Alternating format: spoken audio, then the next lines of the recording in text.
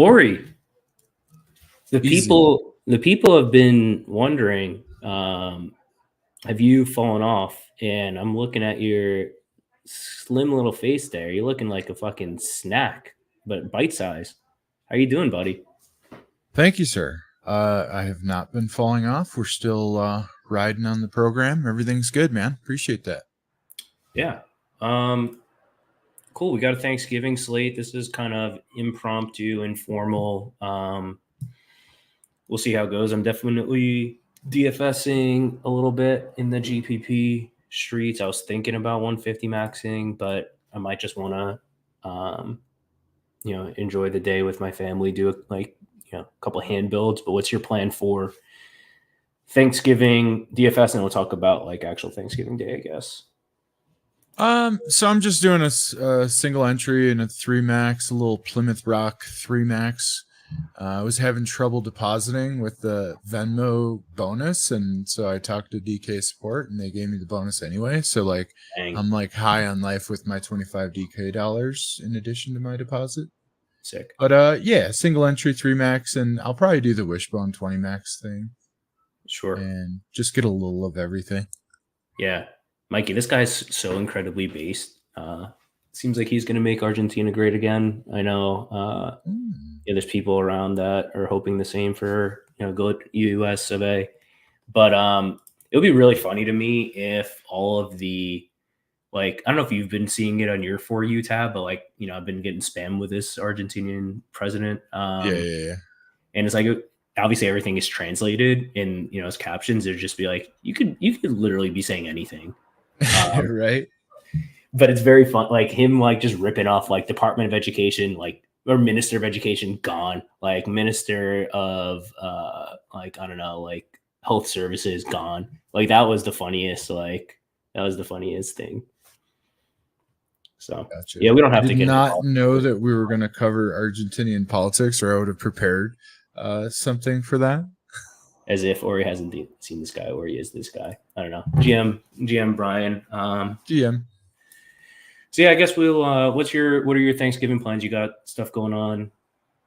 Yeah, so as you know, I got my mom here, and then I got my dad's house, which is in town. So I'm doing a little, hangout for the first game here, a little snacking for the first football game, then heading over to my dad's for the next 2 games.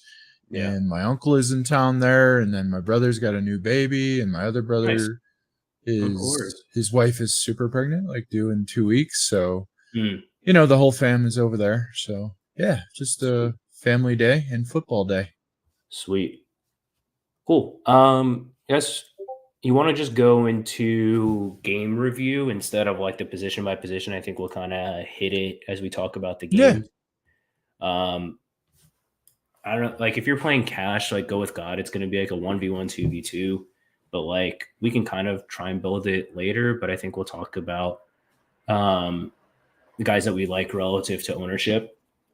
So with that said, Green Bay, the first game at Detroit, a classic, but very rare that Detroit is actually the good team in this matchup and Green Bay is the really bad one, at least I think. 47.5 total, which by the way, macro for this slate, it's there's 3 very good teams playing and good offenses. And then, each game is kind of a wide spread. So that, makes things interesting, but the totals are good. It should be good football. 2 dome games and 1, decent weather game. So, yeah, for sure. One thing that I thought was interesting, just macro wise in the slate, is just I feel like it's not very often that we have 3 division games on Thanksgiving that are. True. Are they all the second division matchup too? Which is a little bit interesting. Is it? I think. I know Sure. I don't know. Maybe I made it up. For sure, Green Bay and Detroit have played. Okay. Yeah, that I know. I don't remember Washington's played Dallas yet. But. Actually, I want to know that. Yeah, why don't you look that up for the people? Yeah, let's do that. You can start on that. Yeah, Detroit, 47.5 total. Detroit's about a touchdown favorite. As far as chalk, so Green Bay obviously is super banged up, is in their weapons. Aaron Jones is out. Luke Musgrave is out. Dontavian Wicks is out, which leaves Christian Watson, Jaden Reed, AJ Dillon, Tucker Kraft, all get fairly owned. Watson, Reed primarily, and then on the Detroit side, you've got Amon Ra is going to be very owned. Jahmyr Gibbs as well, and then a bit for Laporta. But like honestly, the way that I'm looking at this game, like I know it's the first game. People talk about like first game's over owned, blah blah blah. But I'm excited about this game, man. Like I want to play it. What do you think? Yeah, no, I like this game a lot. I mean, in the past, like Detroit's been bad, right? Like you talked about that on Thanksgiving, but they usually actually played pretty well on Thanksgiving, even when they were bad. They were like, it was not an easy place to just go win on Thanksgiving. But, now they're good. And then, it's a division rival. Green Bay is coming off a pretty good win over the Chargers. I mean, the Chargers kind of beat themselves a little bit, but obviously Green Bay is going to feel real good about beating the Chargers last week. And, I'm sure they're amped. The other team is always amped up to play on Thanksgiving too. Yeah. So Yeah. I am looking forward to this game. And specifically, I'm not a Jordan Love stan, but Detroit, their defense, if you can scheme stuff, I mean, just look at the Bears' success last week. I'm sure that they watched that tape, and I'm sure with Aaron Jones out, that the Jordan Love running game package is probably going to come back, even though it's been gone for a couple weeks. Just because how are they going to watch that tape from last week and not install a little bit of that? Just because Detroit was pretty susceptible to that stuff.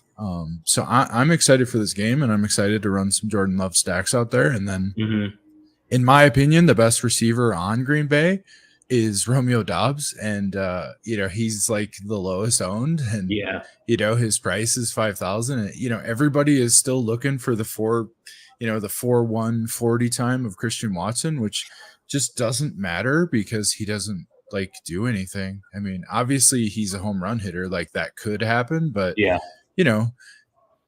the alternate universe, it's just Dobbs who's the guy who gets those red zone targets that matter and catches touchdowns. So I'll be there for that. Yep.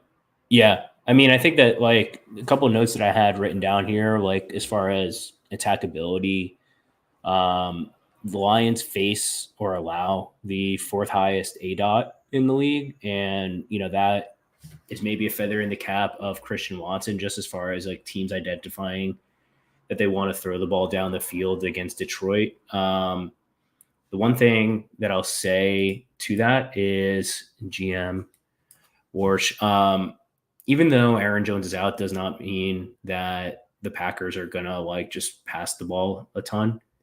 So far, like this, they're the high scoring offense in the second half of games, but that is also partially because in the first half they're like the most boring team in the world. I don't know how many like Packers games like you sit down to watch, but if you go through, like they very much like just run, and then when they have to pass, they do, but they just like LaFleur just fucking sucks. And I don't know if it's like because he doesn't trust Jordan Love or the receivers, right? And probably rightfully so. But like, I think Green Bay starts slow and then they'll pass when they're forced to. So yeah, but like Romeo Doubs at his ownership, I think is fine. I think I like Jaden Reed, hoping like I think he practiced in full, so there's some injury concern, but he should be fine. Jaden Reed is definitely underpriced. Like, his price has not come up to match his recent usage, and the guy's a baller. He's been playing well. Yeah, but yeah, I think like I even though I think Detroit probably wins this game handily, like I'm fine playing the Jordan Love stacks and hoping that you get there on deep shots with Watson, Reed. I think Dobbs, obviously red zone stuff. Tucker Kraft is gonna be fine, but on the Detroit side, Gibbs is really fun. I think he's very good, and he projects obviously very well. He'll be high owned. I love David Montgomery. He might be like my favorite on the slate. I was just gonna say, I think that David Montgomery is maybe the best running back on the slate, running back play, I should say, and he's at 20% ownership. Like, I'm gonna have a lot of David Montgomery.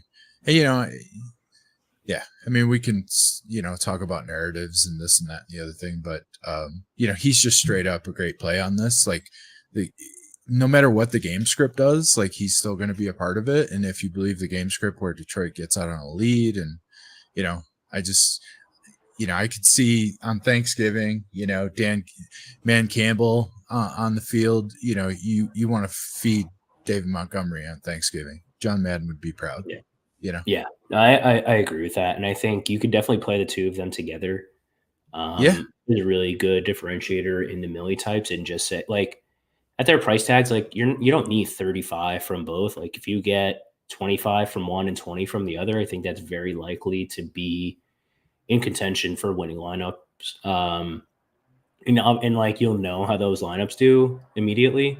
So I really like that call. Like I'm fine with Gibbs. Like I think it'll be like neutral to like maybe slightly under, but I want to be way over on David Montgomery. Obviously, he went ham earlier this year, like Yeah. 31 rushes for 100,000 yards, 3 touchdowns or whatever it was against Green Bay. Green Bay's been a run funnel all year. Part of that is this Detroit game the first time around. So it's not catching anyone by surprise, but Green Bay's just not equipped to stop it. Yeah. Do we know, is Jair playing? I don't Obviously, know. we're not going to. Yeah, I don't know. It doesn't really matter. But the one point I was just going to make is, on these 3-game slates, you kind of like, you have to pick a spot if you're playing in Omega Large Field to, make a fade, at least one, if not 2 fades, if you want to try and take down a huge prize. And, Yeah. for me, the fade that it doesn't feel great because he's a fantastic player. I love the Sun God, but I think you can fade Amon-Ra on this slate and just, spend that money elsewhere. He's one of the top 2 owned receivers, and you just play that, that David Montgomery game, that Jahmyr Gibbs game. I could tell a story about, Jared Goff last week threw 3 interceptions, and, he had a rough game. And, I feel like their mission is going to be to really establish it and just kind of dominate this game. And, I could tell my story where, Amon-Ra is, just checks in with 8 catches for 60 yards and, doesn't do a whole lot. They just really want to establish it. Yeah. I mean, I think everything points to this being a pretty good spot for Amon-Ra. The only, like, you have a salary cap, and CD Lamb is 8,700. And objectively, I don't love Lamb, obviously, but Lamb is a better play on this slate than Amon-Ra. And then CMC is also 8,700. So if you had to allocate, like Amon-Ra is my third priority of those bunch, but he's like, the least owned. So, like, what are your thoughts on, like, you're probably lowish on Goff, I imagine. Yeah, I'm not the biggest Goff fan. Just just the way that the season has gone, and especially in the red zone, like they really want to run the ball, and I'm not looking for a Goff ceiling in this game. So, it's 3-gamer. There's only 6 quarterbacks, so like obviously they should all be played. And in some of my lineups, I'll have a little bit of Goff, but I think he is my least favorite quarterback. Well, him and Geno are my least favorite quarterbacks by a lot. Yeah. And then last couple of things, Jameson Williams. This says he's 10%. I say there's no way. Like every single piece of content that I've consumed is so fucking horny to play Jameson Williams. And it's like, how many weeks can you afford to try to be early on Jameson Williams? But obviously, 65% snap share, blah, blah, blah. I get it. Like if he was 10%, I think is a good play. When he's 15 or 18%, he's probably bad. So I would just keep that in mind. Like I think it's fine. It's fun. I know Babs, if he hasn't fallen asleep yet, like he really wants to play Jameson Williams. I don't think it's the like best matchup on paper, but again, it's like Ford Field, Coors Field. I feel like if he does come in like over owned, like higher owned than that 10%, like that's just going to be good news for me, for the people that I am interested in playing, like Kurt Samuel. Guys like that, ownership is going to come in under a little bit, and so I'm fine with that. Yep. And then Sam Laporta at 5,200, like his projection is lower than Jake Ferguson, who we'll talk about in the next game, who is much cheaper, and obviously Ferguson is going to be giga owned. And I think Laporta is a really good good bet at this like uncomfortable price tag and a matchup where people are going to be going with Gibbs and Amon Run. In theory, it's like leverage and it's a good matchup. I have another It's note here. also a bounce back. I mean, Yeah, Laporta disappeared like 1,000% last week. Like he's he did yeah, not like exist, and I'm the sure they splits saw are that on big. tape. Yeah, Yeah, the splits have been big, like Gibbs and Laporta. Like Laporta's ascension happened to be when Gibbs, um, was out in those handful of weeks. Is that sticky or is that noise? I don't know. Obviously, Gibbs is playing, but I think like Laporta obviously has the talent in such a small slate, and you just are trying to bet upside. I think Laporta yeah, makes sense. agreed. So, anything else on this game? We'll try and No, build a lineup after, I but don't we'll think get back so. to it. I Cool. don't think you want to play AJ Dillon. Just X him out.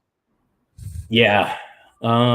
It's like I guess DK added Patrick Taylor to the slate. I wasn't seeing him before, Yeah, but I don't think he's really playable either. I think he yeah, just has a bigger ceiling than that. Washington at Dallas, 48.5 total is the highest on the slate. Obviously, Dallas has been tilting very pass heavy since their bye a couple weeks back, and Washington is the pass heaviest team in the league, which makes this a very fun fantasy football game if it's not a fun real life game. And man, it's like the question of the slate really is like how many Cowboys is too many in a lineup. And the Sims are telling me depending on your contest is like 5 is like perfectly fine, which is really uncomfortable if you're playing like the millie type stuff. So be careful there. Figure out differentiators like I think it's bad if you show up with like Dak, Pollard, Lamb, Ferguson. They're all 40% owned. Um, yeah. like it's hard to carve your path to first, but man, it's really hard to say enough like bad things about Washington's defense in this spot. Yeah, I agree. I think if you are gonna play the Dak stack, I think you need to.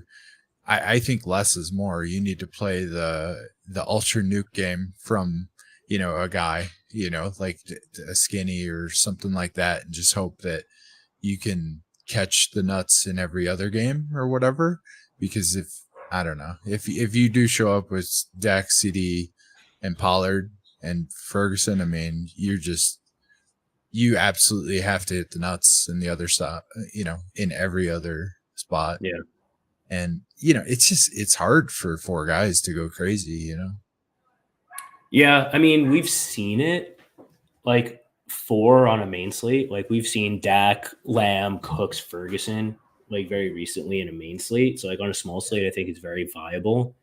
Um, for me, like my key to Dallas in my hand builds, I really like the spot for Brandon Cooks, and I think it's a good matchup, but B, his price and ownership combination, it's like people want to click the Green Bay guys over him, and Yeah. then or not even visit this range. So I really like Brandon Cooks, and I also like Jalen Tolbert as well. So like in my hand builds, I'm like if I'm playing Dallas Dak stuff, I'm gonna probably overstack it, but I'll include one of Cooks and Tolbert in a lot of those lineups because I think it's a good spot Yeah. with or Yeah. without Lamb, with or without Ferguson. But I do want to attach Cooks or Tolbert to a lot of my deck. Yeah. And hand in the ground takes over the last 2 weeks or so, just if you watch the Dallas game, Brandon Cooks clearly is finally establishing some sort of relationship with Dak in this offense. You know what I mean? He kind of didn't exist, I think, for 8 weeks. Like Yeah, I heard some narrative stuff that, there just wasn't a lot of chemistry, blah, blah, blah. But it looks like that has built up and, he seems to be like a live target these days. So yeah, I like the call on that, especially at this ownership. And then Tolbert, sure seems like Michael Gallup. I don't know whether he's just, the injury is just, one of those things that he's just never going to be his old self again or something yeah, like that. But Tolbert does seem to be eating way into his playing time. And, I wish that would have happened last year. Hello, yeah, BBM3. yeah. Um, but yeah, and also like maybe if you want to like do some short week stuff, like Tolbert, obviously much younger than Brandon Cooks, but also Michael Gallup is no spring chicken. anymore, especially coming off a bunch of injuries. So I think that's a very good call as well. Jake Ferguson, what you want to talk Jake Ferguson, then we can get hit on, Lamb and Pollard. Like Ferguson at 40% owned is a Yeah. jarring number, but 3,900 is just objectively way too cheap. And like my Yeah. simple math here, like has him as like a positive leverage play, even at 40% owned. Red zone roll is amazing. Like, so yeah, it's really hard to get away from Jake Ferguson. But as Mike says, Yeah. Schumacher. Yeah. The way I'm going to build is, yeah. Yeah. I mean, that's getting a little bit too cute, I think. But I think that I don't want to stack Ferguson. I think that I'll probably play Ferguson in like mini stuff, but outside of stacks, because I think that he's gonna almost always appear with Dak with the stack in this game. I don't know, Correct. Yeah, a maybe lot of you Dak know, teams are going to have Ferguson. It's just so yeah, easy. I can see myself using like a CD Ferguson, uh, you know, skinny mini whatever, and using a bunch of other stuff and getting away from this total like game stack. And I have a question for you. Let's just pretend that we know for sure Mhm. the latest is that Rico is going to play, but let's Yeah. just pretend that Rico is 100% healthy. I hear some talk about Rico, and obviously we all know the story about Rico, but like when I look at this slate and I look at these running backs, I just think it's objectively absolutely terrible to play No, you Rico can't do it. Dowdle. You I can't do it. think you cannot click that button. Like Yeah. don't I do it. hate to speak too definitively about like, someone at 4% being a bad play, but and I hate to be the like I don't hate like I always say that like I hate to be like I love it. Like obviously, like who am I kidding? I love to be the guy to be like this is just like a horrible play. Like you just have no ceiling here. You Yeah. don't need 20 points from every spot, but Rico Dowdle has no path to 20. And like Yeah. it's the type of thing where you'll get 12. Like Tim's gonna get 9 points from Dowdle in the first half, and he finishes with 12, and he's going to be so happy. And you have zero path to winning absolutely jack shit with 12 Agreed. Rico Dowdle points, and he's a huge dog to get to 12, like Right. a huge dog. Yeah, I completely agree. I just, especially with the other running backs that we have on the slate, like I just think that you have to fire up the real running backs. You Yeah, have to fire up the CMCs and you know like the I'd much rather play Montgomerys and Antonio the Gibson Gibbs. if Yeah, he's healthy, and I don't think that that's even like a great play either. But at the same price, like give me a guy that actually has like single play upside. I think. yeah, and I like what you were talking about on the other show with Curtis Samuel. I mean, Yeah, obviously the bro hand in the dirt, where he protected his guy and they feed him. That's a bit much, but just fun if though. Gibson is out or limited, people forget because Curtis Samuel has been like hurt and not on the field and this and that, but he literally is that Antonio Gibson guy. He was brought there for that. He used to have carries with Yeah, Washington and with Carolina. Like we have chance for him to rush the ball and to take underneath stuff and screen stuff. And I really like Curtis Samuel at 3,600 on the slate at 14% ownership. yeah. Like Curtis Samuel versus JMO, I think like people will close their eyes and be like, "Oh my god, Jameson Williams has like the big play upside." Like Curtis Samuel also like Sam Howell could drop back 50 times, and Curtis Samuel can get Curtis Samuel can get 8 targets or like more. He like Curtis Samuel can get 6, 7, 8 catches. It would not surprise me. James Yeah. Williams is kind of like you get three, and you better get 3 for 60, and you better score 1, 2. Right. So I think Right. like Curtis Samuel, he's like the mini Debo, in a way. And I think he's got like a good combination of floor and ceiling. Yeah. Yeah. Um, He's live to have a red zone, like something drawn for him once or twice. Like that stuff is in the playbook. yeah, Justin Watson. Yeah, I mean, it's hard to sneak guys past the field. Like Showdown is a little different, I guess, in that regard. Like in Showdown, like you start talking about like your Cavante Turpin types. I think that is a little too thin, for this slate. But yeah, the fields are definitely getting sharper. So I think you have to go to like the my favorite thing this year in Showdown and main slates is like hammer the salary range where people just skip, and a lot of that's been the mid range this year. Yeah. But also if people are like fixating on Jameson Williams and then also Christian Watson, Jaden Reed, like Curtis Samuel is totally invisible, as is Jahan Dotson, by the way, Yeah, Dodson who is is. still the only Washington receiver to go over 100 yards this season. So it's, he's overpriced, but he actually has a ceiling. So I like both Curtis Samuel and Jahan Dotson. I'd play them together, um, or one offs, stack, no stack, whatever. I like both of those Agreed. guys. Another guy I think that I can't play on this slate is B-Rob. I do love to see him catching passes and stuff, and that all looks really great from a seasonal output. But like in this spot, I don't think that I don't know. I'm just not ready to buy into B-Rob, the 3 down back and catching balls out of the backfield. And I think that Dallas is going to be ready for that. Like I Yeah. I think that he's in a really, really difficult spot on the slate. So I'm not going to Yeah. find myself going there a lot. To me, I think it's really contingent on Antonio Gibson, and the field is just, if Gibson is out, I think B Rob becomes very viable. Like B Rob, because he's like kind of a plotter, he's not seen as a pass catcher, but he caught, I want to say 30 some odd or over 30 passes his last year at Alabama, Yeah, he which can catch the which is ball kind of a for lot. sure. Yeah. So he's not Jahmyr Gibbs. He's like perhaps as close to the opposite of Jahmyr Gibbs as it gets, but he can catch the pass. He just won't if Antonio Gibson is healthy, and it seems like I think Gibson plays. But if Gibson's out, I like B-Rob. If Gibson's in, I think the field extremely underestimates how much that matters to Gibson's receiving,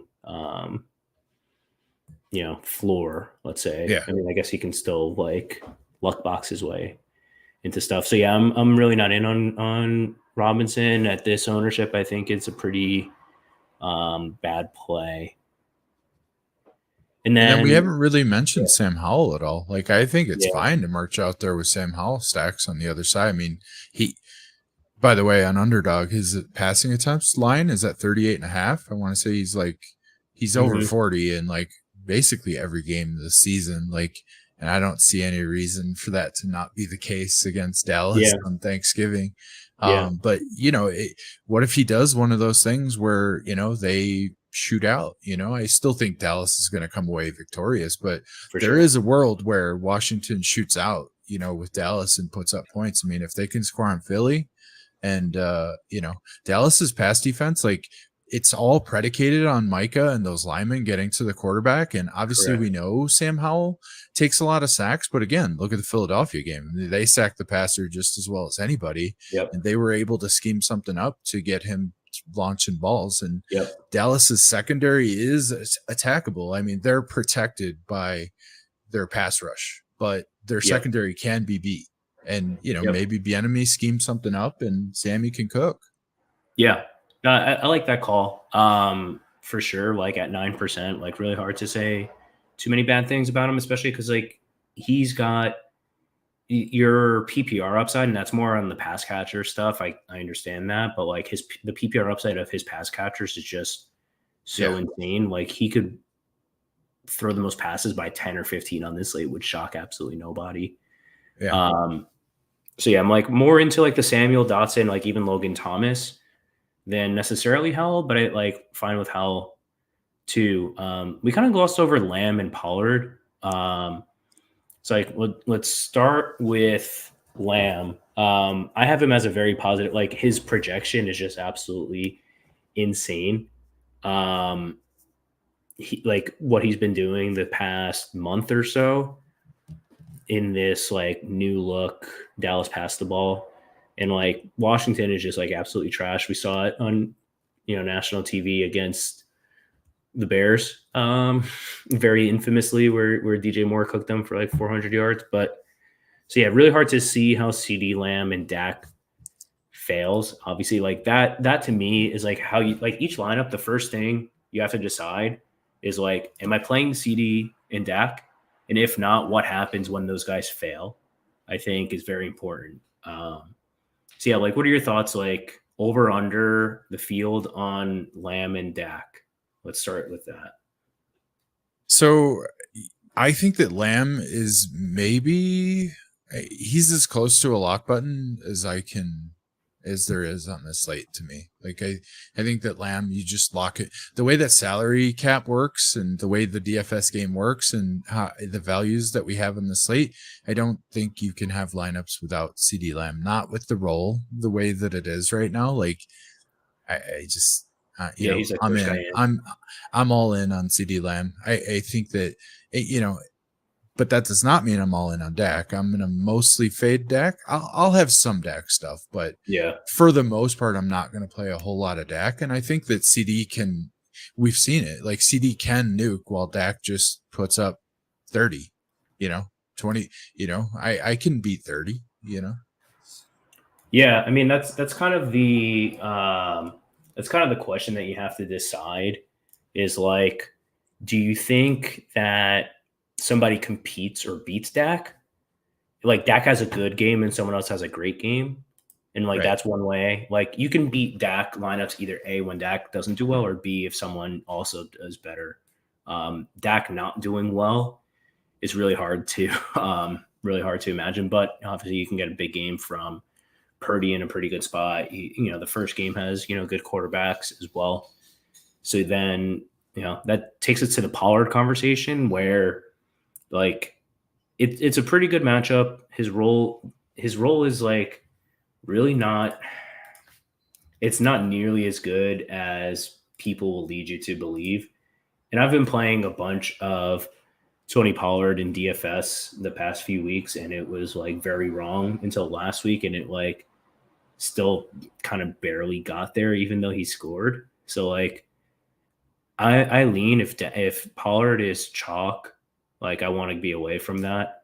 I think it's a much better matchup through the air than it is on the ground. And if people are just continuing to jam Pollard chalk, like I think he's much more fragile chalk than CD Lamb. So you talk about Yeah, not letting battle, but yeah. Yeah, I completely agree. I'm out on Tony Pollard on this slate. I just think the way that Dallas is going to score is going to be from probably outside of the red zone even. Like I just, I'm seeing downfield stuff, crosser stuff and getting into the end zone and not that Tony Pollard like depends on goal line carries, but just the Tony Pollard that we've seen so far this year just doesn't seem like he's that guy that's going to house one from Yeah. 30 or something like that. And I would much rather roll up with CeeDee Lamb and Brandon Cooks and Jake Ferguson in those spots and just, I mean, it is what it is. I feel like we've seen enough of Tony Pollard at this point that I'm just going to believe I'm going to believe Dallas, like who they are. Yeah. I mean, the last he's gotten over 15 carries in week 2 and then in week 3. He's not top 15 carries in any other games. So like people talk about, the role and like at some point, like the red zone role was like really great. Obviously he scored his touchdown from like 15 to 20 yards out. So like when you score on the first touch in the red zone, it's like, it's only one touch, but last week, but I think like you just have to, the field is overconfident. And I just really like the Detroit running backs and I like Charbonnet and I like CMC and that's where my running back usage is going to go. Like I'll probably show up with like, if I was MMEing like 20-25% Pollard. I think he's fine in Dak teams as well. But yeah, like if I had to choose between Pollard and Lamb, I'm choosing Lamb every single time here. Same. One of the quarterbacks have to score at least 25 for Dak to fail. Yeah, I mean, yes, mostly agree, but like if Dak only has 18 or 20 points or something, I mean, Dak only had 16 last week. Like, I don't know. This is obviously a really good matchup, but like if Dak has 18, 22 points, like someone else getting 20 at cheaper is going to be really good. The fact that Dak doesn't get, I mean, I know he rushes just a tiny little bit, but the fact that he doesn't have rushing upside and like touchdown rushing upside for the most part, I could, like nobody would be shocked if Sam Howell or Brock Purdy or Jordan Love or one of those guys put up 23, 24 points, and then Dak puts up 28 to 30. Like if you do the math on the salary, you're going to be fine if you nail every spot and if you get every, you know what I mean? Like he can't put up a number. Well, he can. I'm just saying that, I think there's a world where, he 4X's ish and you can trace him down. Yep. When you're talking about a 38% plus on quarterback, and I think that's going to be low, to be honest with you. I agree. I agree, man. Like Sims are giving me 80% Dak. Yeah. I could play with like uniques and stuff to get me off of Dak. So I think like the Sims are like a plugin is like everyone is saying Dak is 40, and it's like, screw that. Like Dak is a great play, like show up with more than 40. So if everyone does that, then it becomes bad. Yeah. I can see him hitting 50% with only 6 quarterbacks. Which is crazy on a 3-game slate. Yeah. I guess we can move on. We spent a good bit of time here. It's an important game. It is interesting to note that like we spent so much time we didn't even get to Terry McLaurin and Logan Thomas, which might speak to how whatever those guys are. So like they're fine. I do prefer the Samuel and even Jahan Dotsons there. Don't know where you're at. Bobo might miss. Oh dear God. Yeah, that was I was struggling. I've been trying to do like a handful of notes in my sheet here just for me, just like to talk about or like think about as I'm making lineups. So wasn't like as many notes. This game is a little less fun than the first two. San Francisco is a touchdown favorite at Seattle, 43 total, but the weather should be fine. Not a whole lot of chalk outside of running back on this game. Charbonnet at 45% is like alarming. I don't know how much I believe that. And obviously CMC is in a very good spot, even though Let me pause from talking. Let you take the floor. Yeah, I like this game a lot, especially basically if you really like the first game like I do and some things in the first game, and then I like this game second most. And I think that gives you some options, right? Like if you show up with like a Purdy, build and you play some Detroit Green Bay stuff, and if some of that stuff fails, then you have that option to get over to Geno side and to play people that are like not going to be played much at all and still kind of have some outside. I like the swap angle there. CMC is definitely my second favorite play on the slate outside of CD Lamb. I'm not sure I'll have a lineup that doesn't have both CMC and CD Lamb. Stay tuned for that. But these guys are in really, really good spots. And I like this game a lot. One of the things that's a little bit difficult with the Brock Purdy, quarterback system offense is just, figuring out whose week it's going to be. Ayuk just continues to stay on fire, and Debo continues to not get there for me in my GPP lineups, but I am happy to go right back to that well, because I think on Thanksgiving night, Debo, he's going to have some rushes. I feel like we're going to get the true Debo. He's probably healthier, every week that goes by that he doesn't get re-injured, he's healthier, and I like it a lot. Yes. I like Purdy sacks a lot. Yes, I agree. I guess we can start with the San Francisco side before we get to less sexy Seattle. A note here that I had here is that Seattle's red zone defense has been very, very bad. The last few weeks, like teams have been getting into the red zone and scoring at will. I think Christian McCaffrey, like he broke the touchdown streak. I don't know if they're like gonna, maybe it's like wish casting. Plus, it doesn't matter. Guys, 50% owned, probably 60 plus in small field stuff. So like I don't think this matters, but if you want to feel better, it's like Christian McCaffrey is going to score a touchdown. Like yeah. So then it's just a matter, and he's going to get 100-ish total yards. So now it's a matter of how many catches he have. Does he score that second touchdown? A really interesting note here, and Mr. Family Man said is like if you just like show up with a lineup, and we can try and mess around with this, like, and you don't put Dak or CMC in it. you're just like crossing off so much of the field because those are like the decision is going to be like, do I play Lamb or CMC or both? So now if you just start a lineup and it's like, screw CMC, screw Lamb, you probably play Monroe, you play that first game. But that's an interesting angle. But man, CMC I think is in a really good spot. Ayuk is expensive and hard to get to, I think. But so I like him. But Debo, I think the Debo narrative is when Debo does well, it takes away from so many guys because if he scores a rushing touchdown, like any touchdown he scores, obviously is a touchdown that CMC is not, but like a rushing touchdown just like takes so much away from all of his teammates. Yeah. So that leverage is really interesting to me. Yeah, I agree. I'll definitely build a little bit of Purdy with like Debo and Kittle or Debo and Ayuk or Ayuk and Kittle and kind of hope that there's like a, that kind of, because you're just getting way different on a 3-gamer because Yep. for the most part, people that play Purdy, because this is just, there's a few running backs in the league where people are just like, I'm totally cool with playing this running back with the quarterback because Yeah. I mean the numbers of Purdy with CMC are astronomical in terms of like if CMC nukes, Purdy nukes like 100%. Sometimes, yeah. You know? I mean, Purdy, like, let's be honest, like, Purdy nuke, maybe nuke isn't the right word, but Purdy has a good fantasy game, like, Yeah. very, very often. Like, they just score so much. And he, like, is doing not handoffs, but, like, they might as well be handoffs. Right.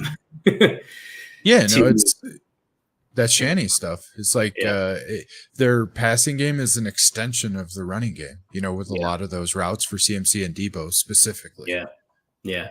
And I think the things that excite me most about Debo and I want to talk about Kittle is they get there like on 4 touches or 4 to 6 touches, and it just like that type of thing matters so much. If you're talking about concentration and taking away play, like they're just like big play guys. So I really like a Purdy Debo Kittle is probably my favorite thing here. And like I'm fine if Debo runs one in. In fact, like you could even play like one interesting thing is like just play Debo and Kittle and like don't play Purdy Yeah. because like people are very scared to play teammates without the quarterback. So I think that's very Yeah. viable in this slate. You're just like touchdown hunting. Yeah, that's something in throughout DFS 2023, even classic slate. I feel like I picked up on that from sim stuff is like you could play 2 players on the same team without their quarterback. Like that used to be like the You can do that forbidden on main fruit. slates, Like, yeah, no, let that's what I'm alone saying. Like, gamer. Yeah. yeah, no, I'll do it on main slates, on classic slates. Like, Yeah. I think, it just helps you get different and there's still enough ceiling, I like Yeah. it. Yeah. And I wrote down like the Seattle's been middle of the field funnel. I used that as an excuse to play Cooper Cup last week. And then, that didn't work. And then he got hurt. And then Puka Nakua, flashed in the similar level of the field. So if you wanted like a semi made up, semi truthful hand in dirt narrative that supports, the Debo stuff, a little bit as well as Kittle. Yeah, But I and really, let's talk about Kittle. Like there was this narrative out there that when San Francisco has their full weapons, that Kittle seems to be the odd man out. But like I got news for you, like that is not the case in 2023. Kittle is also like the biggest Brock Purdy fan on the planet, and I feel like yeah. those guys have this connection that just is not going to be changing anytime soon. Yeah. I mean, he's just been absolutely nuking. And I just like he has upside to separate at tight end that nobody else like on the slate, and possibly even including Travis Kelsey. Like he might like maybe sacrilege. I don't know. Maybe Kelsey is still 101, but like Kittle has the most big play upside of any tight end in the NFL. Yeah, he's got so much more yak than Kelsey has it in Yeah. his 40-year-old bag. Like Yeah. this guy's just a monster. Like it's Yeah. And 6K is not comfortable click. People are starting to do the craft thing a little more at 2,500. And then, Ferguson 39. So, yeah, it's an uncomfortable price for sure. Yeah, because of the receivers that we like, with like Samuel and JMO and stuff like that. Like I just think that I do not want to show up with a 2,500 tight end. I just think that's I just think that's thin. I don't Yeah, know. I'd rather find a way to get Kittle in my lineups or get Laporta or get Ferguson, as long as you're careful building those. yep. All right, let's talk about the Seattle side. Gino, like the one thing I'll say, like I think I've been fading Gino in Seattle all year, and I've been, not to toot my own horn, it hasn't really done much for me yet. Um, but like Gino stinks. Gino Smith is Gino Smith, but in this matchup is just brutal. Like especially now that they've added Chase Young, like San Francisco is just insane. But it's Yeah. Thanksgiving. It's a night game.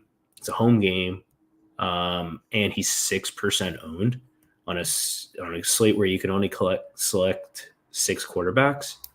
Um, I think like if you're playing DFS, like theoretically correct, like it's an easy spot to get over the field. And I don't think it's a good spot, but you know, leverage off of Charbonnet, um, leverage off of all the other quarterbacks. His pass catchers are all very low owned in this context. So, what are your thoughts Yeah. on? Yeah, ideally, the whole slate is going to play out tomorrow while I have 0% Geno Smith. I mean, if I get to Geno Smith, it's because I'm chasing like a min cash miracle, doing a swap of some sort off of Purdy or the early game. Just, I think it's worth I whiff completely. That's where I'm going to land, because Geno, for me, there's like kind of a double whammy here. Like Geno's not 100% healthy. I think we have to assume that.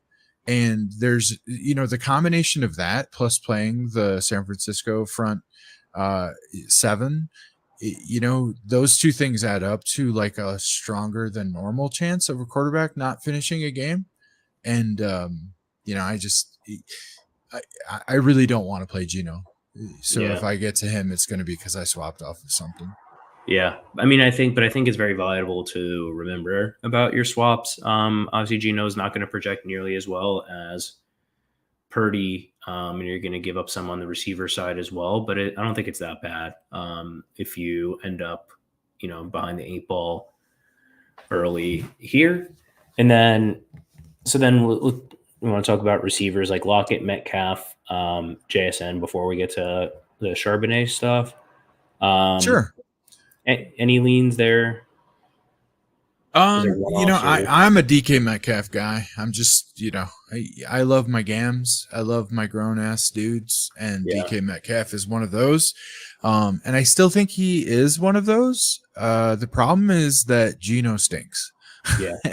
And so it just doesn't make any of this stuff very sexy to click. JSN, obviously the reverse ADOT stuff, and just like, I don't know. He's for me, I cannot play. Huh? Jason's shown a little more the last week. I feel like he caught like one pass each week that was like 10 or 20 yards down the field. But yeah, on this slate, I much rather roll up with Jaden Reed, Jahan Dotson, Jade. These other guys, I feel like do have a ceiling, and they do have actual like decent passing offenses or passing narratives where they're behind, and JSN's just not for me. If I'm going to fire up Geno, or if I'm going to be bringing it back from San Francisco, for the most part, I'm looking to basically flip a coin with Tyler Lockett and DK Metcalf with a preference towards Metcalf. Yeah. I mean, I think that makes sense. The only thing that I would say is from a game theory perspective, I think people just like Metcalf more, and there's, the Q tag next to Lockett. So that kind of has me leaning Lockett's direction. Like, Metcalf has a theoretical ceiling. He has this red zone role, but like Metcalf hasn't actually flashed for a ceiling hardly ever. Part of that is because of Geno Smith, but also like a Geno Smith red zone role is not that valuable. Whereas like Tyler Lockett's, path to 100 yards is, happens more often. Yeah. So like that might have me like, I think Lockett comes in lower owned. No, I like that. I'm just making this up on the go, but I feel like one of the That's what major differences between Lockett and Metcalf is that Lockett never is a yak guy, right? Like he cannot wait to get on the ground. Like sometimes he's on the ground before he even finishes catching the ball. He wants to be on the ground. Whereas DK Metcalf, when he historically has had a ceiling game or something like that, he's a yak guy, right? Like Yeah. he's a guy that explodes and run, the ball isn't in the air for 50 yards. It's in the air for 10 yards and he runs the other 40. And against San Francisco's defense, that's less live, to be the case. Like there's this narrative that San Francisco is kind of a pass funnel a little bit. And I Yeah. think that was more due to the struggles of their defensive line. Like they were really struggling, even with all those names. And I think at this point, they've kind of sorted that out. And I think that's actually a myth. I think their pass defense is still quite good. Well, it's all about the pass They rush. It's all about the pass yeah, rush. I think they just had a tough Behind. stretch, but Yeah. Yeah. I don't know. Like this, I don't know how much of this is noise versus actionable. If you like it, go with it. I'm just gonna play the ownership game, and I'm gonna IKB and say I think Lockett. Someone comes in less owned because of that Q tag.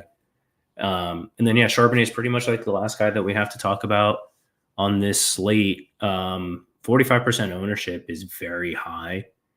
Like if I had to bet, I think it comes in under. Like if it comes in under, I think it's a good play, but at 45 is kind of hard in a really difficult matchup. But it wouldn't shock me if Charbonnet like led the slate in touches.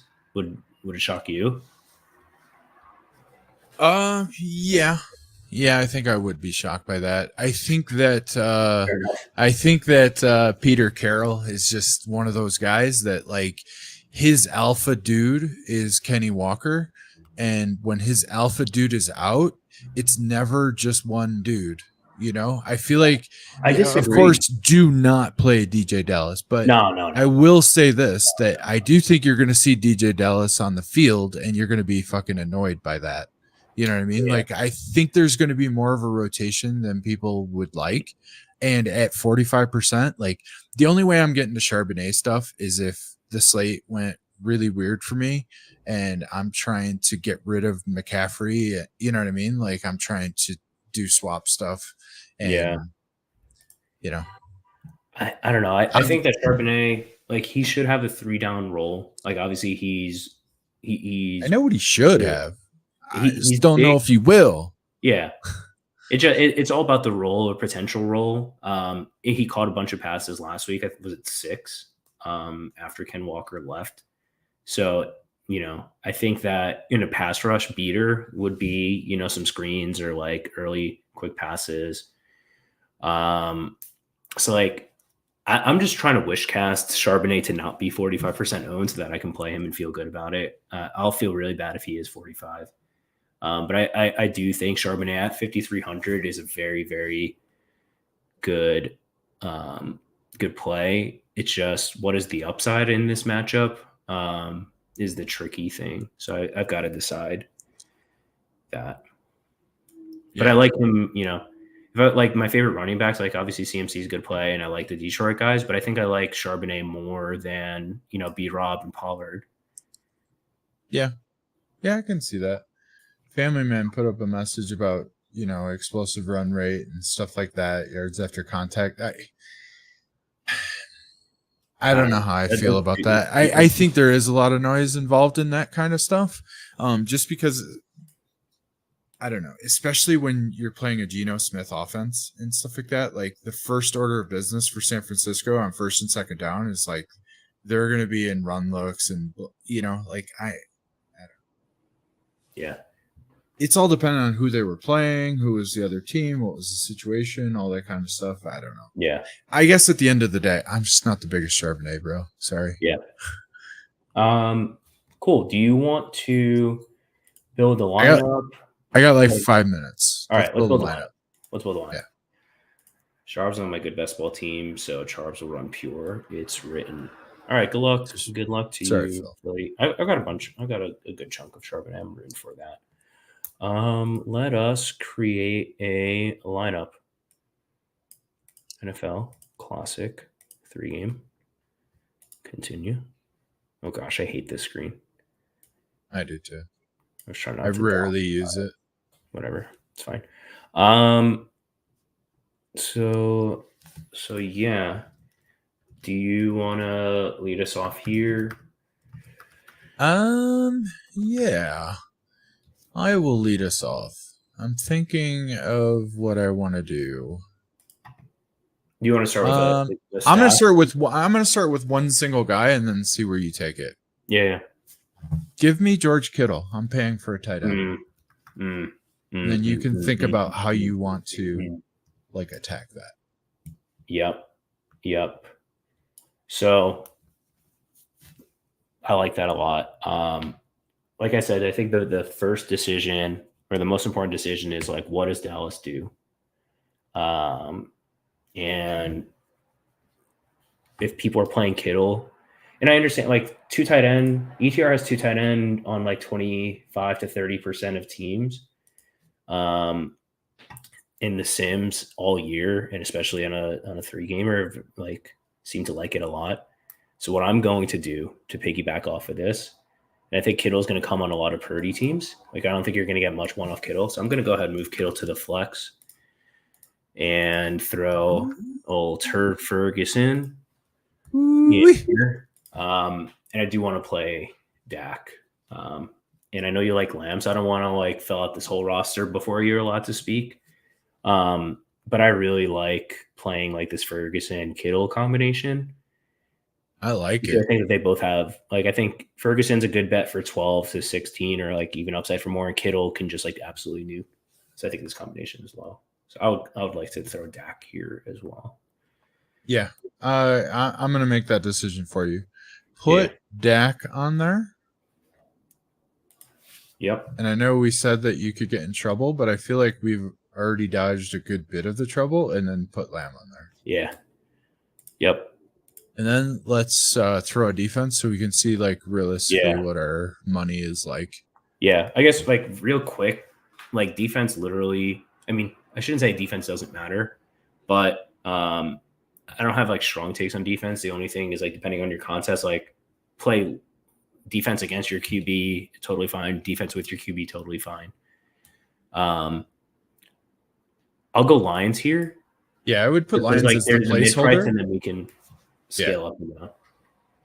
My preference would be to go Lions, and if I don't have the money to go Packers, and to avoid those bottom two. But I would play the bottom two if I needed to. I think Commanders against Dak is very viable. I think it's very viable. Yeah. If you're playing the pass attempts thing. Okay, so we have a few bucks. All right, I did Dak and Lamb, so you're up. I mean, I'm not going to lock button David Montgomery, but I am going to play a lot. So he is my favorite running back on the slate relative to ownership. So I want to get him in here, and I think it makes sense on a team where we're playing like the heavy Dallas stuff to just play David Montgomery, and you take like Montgomery is a thing where if you're just betting on one or two things in the first game, it's the thing that like Montgomery smashes, like it could just suck all the fun out of that game, and now you're just set up pretty for the second game. Love it. I was just experimenting, and that doesn't work, by the way. I'm not going to tell you what. So I think that for me, I am going to go with our Dallas bringback, because I do think we have to bring this bet back. And I think that has to be Curtis Samuel. Yeah, and the salary is much needed. Yeah, and then we have some options. CMC's too expensive here, right? Yeah. And yeah, CMC Kittle is probably less optimal. Yeah, I mean, I guess, you know. No, what's up? You could do it if you went to Commanders. Yeah. Then it leaves you JMO, Wicks, Reynolds, that group. Things out, but yeah. I feel like that's cute. That's a bit cute. Yeah, why don't we fade? Here we're saying Kittle scores once or twice, which hurts CMC, and we're saying Montgomery scores yeah. once or twice, which hurts, some of this other stuff. So then Might be your Um, double Lions. I don't know. I mean, I think one way to go, yeah, I was gonna say either Gibbs and then see what's left. Yeah. I think is I very think it's Gibbs viable. or Sharps. I think those are the two Yeah, choices, in my yeah. So opinion. we could either go Gibbs and then like Watson or Reed, or um, I think like I was just saying, we're playing all the chalk stuff. Like if we want to throw with Tolbert in here, what does that leave us? You can go Tolbert, CMC, and punt defense too. What Yeah. do you think about that? Or I do you don't want to go know. Gibbs, Sharps? What does Sharps leave I us? think Gibbs into Dotson is fun. Two Washington receivers, you're just playing like Oh yeah, I, like I this. Or don't you can go know. Cooks. You can go Cooks here too. Yeah. I feel like I'm not going to do that, but I think that's okay to do. I kind of Well, like the double like Washington Dotson. receivers. Yeah, Yeah. Yeah. I'm actually going to play this lineup. I might do But the Cooks version, and then I might just mess around and do Tolbert, Dotson. But yeah, I think like this, your story is very clean, where you're fading yeah. CMC, and this like at least like have fun with it. Like if you're like listening to this show, um, I think you're not a professional DFS player, so like just do something that you understand the thesis of. And I think like logically this makes sense, right? You're just saying Detroit smash on the ground in their defense, and then just get all the goodness from the Dallas Washington game, and then Kittle scores once or twice, CMC doesn't go nuke, and you win. Easy game. Yeah. Easy. So easy, dude. Easy. I got to get out of here. I don't Yes, want to wish enjoy. you a happy Thanksgiving, sir. Likewise. Thanks for having me. Likewise. And Thanks for coming, man. we'll see you guys tomorrow. Yeah. Well, I won't see you guys specifically, but happy Thanksgiving and good luck in the streets. I'll see you in the middle to bottom of whatever contest you guys decide to play. I'll be Good there as luck. well. See you there. Cheers.